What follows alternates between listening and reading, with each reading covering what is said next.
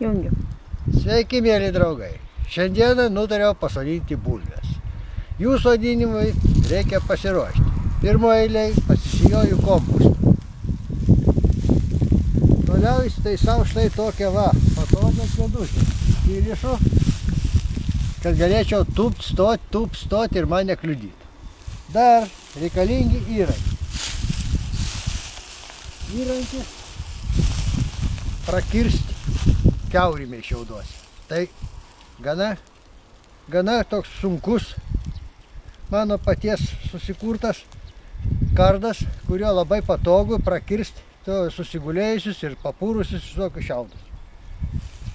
Tai reikia turėti ruletę. Toliau štai vienam kibirėlyje bulvės sėklinės, iš arčiau tai parodyk.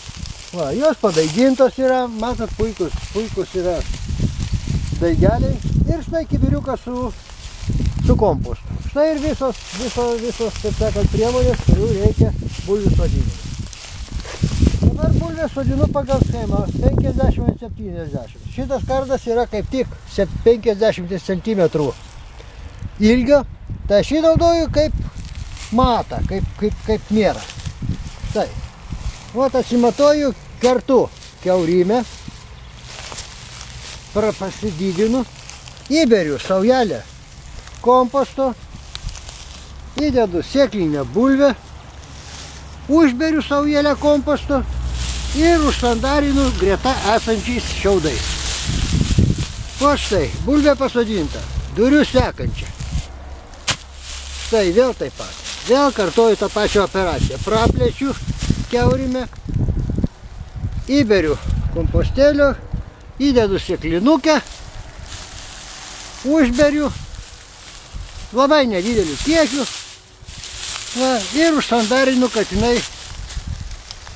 kadangi ankstyva sėja, kad jinai neiššokia daigeliai, negautų pirmųjų šalnų. Štai ir visa muzika. Toliau atsimatuosiu sekančią juostą, sekančią vagą, 70 cm nuotoliu. Ir vėl kartoju tos pačius veiksmus.